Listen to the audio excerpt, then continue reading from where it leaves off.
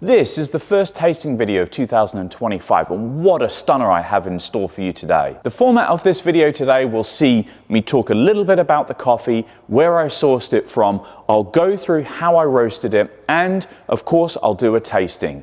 Beyond that, I'll describe how I think you should brew it, and then we'll wrap up with other bits at the end. This coffee was brought to us at BlendingRoom by our import partners Falcon Speciality, who I've worked with for donkey's years now.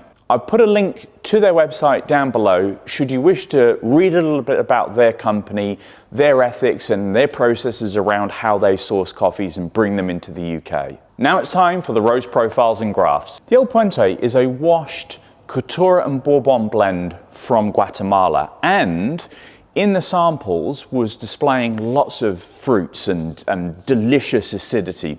So what I wanted to do with this roast is go pretty hard on the gas to make sure that the roast profile was short. And short to me is somewhere around 9 minutes in total length. So this particular roast is 9 minutes and 6 seconds in length with a development time of 1 minute and 26 seconds. Now, I'm sort of comfortable around the 1.5 minute section. Under 1 minute and 20 in development time, I don't feel like I've properly got into the realm of A, what coffee should taste like in that zone, B, whether I'm comfortable that I'm getting good development such that people can extract that well at home. So I'm still on the line feeling around as to where I want to be with our coffees going forward. The end temperature with this is maybe a touch further on than I wanted to achieve at 213.6 degrees Celsius. I reckon that this would be better at somewhere between 211 and 212 degrees Celsius. So for the next roast, I want to apply the same methodology, but try to achieve a slightly lower end temperature. And inside of that, I think it will promote a little bit more of those fruit characteristics that this delicious coffee should display. What you'll note on the screen is that I've performed the pyramid heat approach that I've been using towards the last quarter of 2024. In this, I think there's good emulation of the drum roaster that I was on, and therefore, as I get to know the Loring a little bit more and its air roasting system, I will have a reference point on the cupping table versus the Probat that I was roasting on for 10 odd years. This heat approach also then allows me to get a nice ever declining roast curve, which is something that I'm again pretty comfortable with. Now there is a little bit of dogma inside of this roast approach that I should be testing regularly. And as a production roaster, you can lean into dogma fairly often.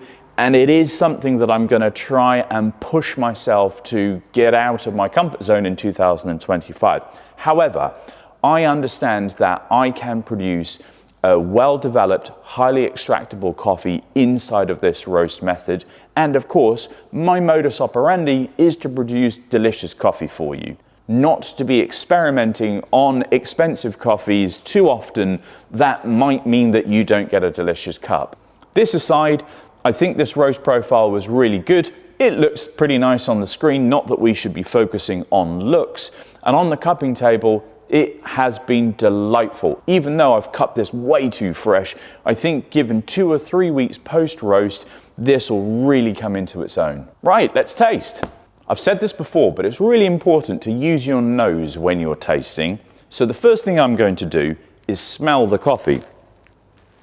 And on the nose, you can smell this sweetness and a little bit of creaminess, which should appear somewhere within the cup. So let's take that first sip.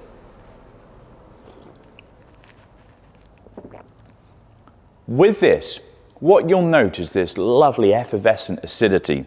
It's presented in a touch of blackberry or blackcurrant, and also a little bit of grapefruit as well.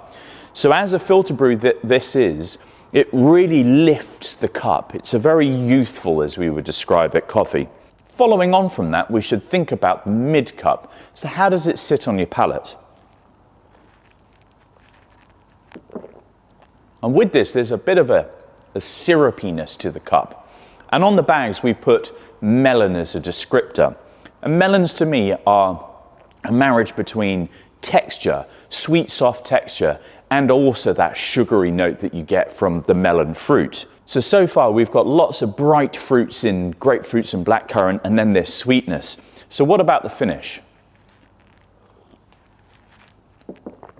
And the beautiful thing about this coffee is that there's this lovely dark chocolate or chocolate, sort of 70% cocoa mass chocolate finish to it, which then adds a lovely base to bring in those fruits. It gives the coffee balance. So how do I think you should brew it? Well, I would lean heavily into filter coffee for this. The fact that the filter paper will hold back those fine particles in suspension will really allow this to open up on your palate. And that's where this coffee would sing. The dark chocolates and the melon characteristics would lean into cafetiere brewing.